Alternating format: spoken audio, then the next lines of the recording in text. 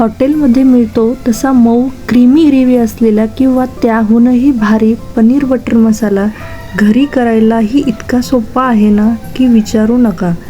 तर नमस्कार, मी Priya's kitchen food and ब्लॉग्समध्ये तुमचे खूप खूप स्वागत आहे. तर आज आपण हॉटेल स्टाईल पनीर बटर मसाला कसा बनवायचा ते पाहणार आहोत. तर इथे साहित्य पाहून घेऊया आपण.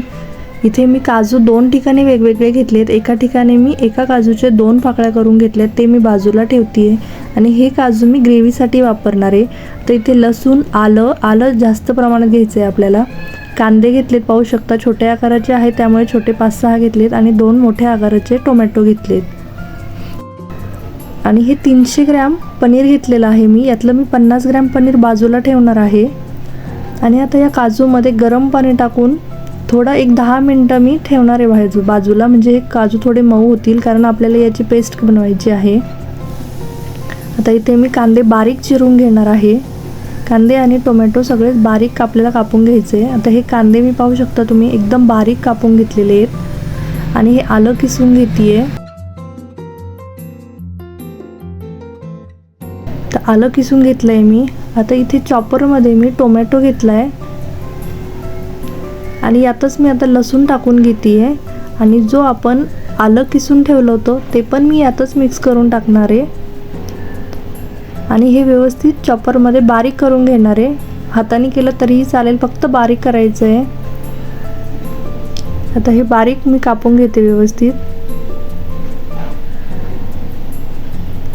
आणि अशा पद्धतीची पनीर बटर मसाला आहे ना, तुम्हाला जे कुणालाही बनवता येईल घरी, बॅचलर्सलाही करता येईल. काही मिक्सरचं वगैरे आपण कुठेही वापर केलेला नाही, फक्त आपण काजू बारीक करण्यासाठी मिक्सरचा वापर करणार आहोत. आता हे टोमॅटो मी एकदम बारीक करून घेतलेत, पाहू शकता तुम्ही. आता हे पनीर एवढं मी बाजूला ठेवलेलं आहे, हे आपण नंतर सगळ्यात शेवटी वापरणार आहोत. आता पनीरचे मी खूप मोठेही नाही आणि खूप छोटेही नाही, मीडियम आकाराचे पीसेस करून घेणार आहे. इथे पाहू शकता तुम्ही. तर अशा पद्धतीने मी हे पनीर सर्व कट करून घेतलेलं आहे. आता हे कांदा, टोमॅटो, आलं, लसूण हे सर्व पण आपलं बारीक करून झालेलं आहे. आता कढईमध्ये तेल टाकून कांदा परतत ठेवला आहे मी. कांदा आपल्याला खूप एकदम लाल परतून घ्यायचा आहे. याला मिक्स करून घेते एकदा.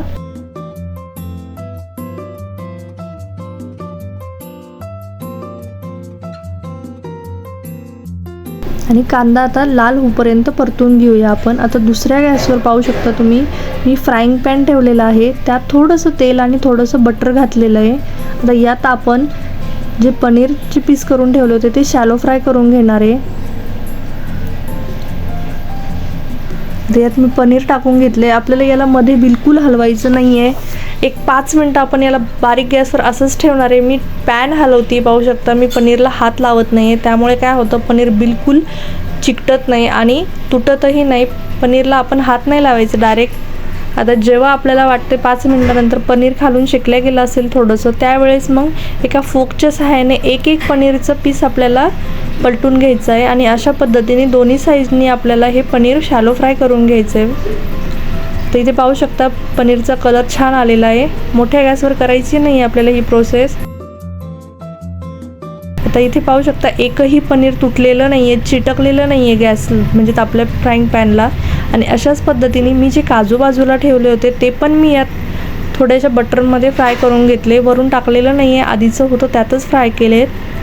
आता तोवर आपला कांदाही लाल झालेला आहे, पाहू शकता तुम्ही. अशा पद्धतीने कांदा आपला लाल करून घ्यायचा आहे पूर्ण.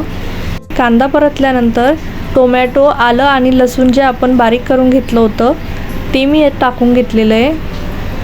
आता यालाही आपल्याला तेल सुटेपर्यंत व्यवस्थित परतून घ्यायचं आहे. आणि जे फ्राय पॅनमध्ये बटर आणि थोडंसं तेल उरलं होतं ते मी यात टाकून घेतलेलं आहे. आपण जे पनीर फ्राय केलं होतं ते तेल सुटेपर्यंत परतून घ्यायचं आहे आपल्याला. थोडंसं मीठ टाकलं आहे मी, 1-1.5 चम्मच याच्यामध्ये, जेणेकरून टोमॅटो पटकन मऊ होतील आणि परतल्या जातील. आता इथे 1 पाऊण वाटी मलईसकट दूध घेतले. त्यात मी थोडासा गरम मसाला आणि हे धने पावडर टाकली आहे 1 चम्मच. आणि हा पनीर मसाला घेतला आहे, एक छोटं पॅकेट आहे, कुठल्याही ब्रँडचं वापरू शकता तुम्ही. ते टाकले आणि लाल तिखट टाकले, थोडं कश्मीरी लाल मिरची पावडर आहे, कारण पनीर बटर मसाला हा खूप तिखट नसतो, थोडासा स्वीट असतो, त्यामुळे मिरची पावडर थोडी कमी घेतली आहे आणि कश्मीरी लाल मिरची घेतली आहे, कारण कलर छान येतो त्याने भाजीला.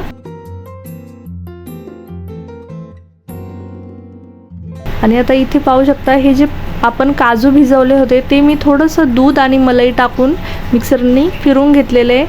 आता हे सर्व तयारी मी हा मसाला परतूपर्यंत करून घेतली आहे. आता जे आपण दुधामध्ये मसाले टाकले होते ते मी आता यात टाकून हा मसाला एकदम परतून घेते तेल सुटेपर्यंत. परत आता साखर टाकली आहे मी 1-1.5 चम्मच, कारण पनीर बटर मसाला थोडासा स्वीट असतो त्यामुळे. आता हे तेल सुटेपर्यंत व्यवस्थित हा मसाला परतून घ्यायचा आहे आपल्याला. आता या ठिकाणी परत थोडंसं बटर टाकते मी वरून. हे बटर मिक्स करून घ्यायचं आहे आपल्याला याच्यामध्ये.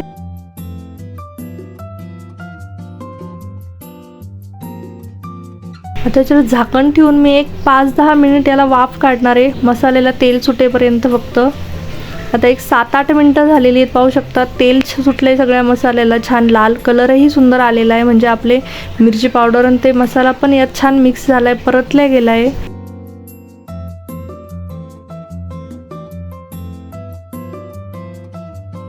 आणि ग्रेव्ही पाहू शकता तुम्ही थिक झाली आहे. आता या ठिकाणी आपण जे काजूची पेस्ट करून ठेवली होती दूध घालून, ती मी यात टाकून घेते आणि हे मिक्स करून घेऊया. आणि इथे तुम्हाला काजूच्या ऐवजी तुम्ही मगज बी वापरलं तरीही चालेल.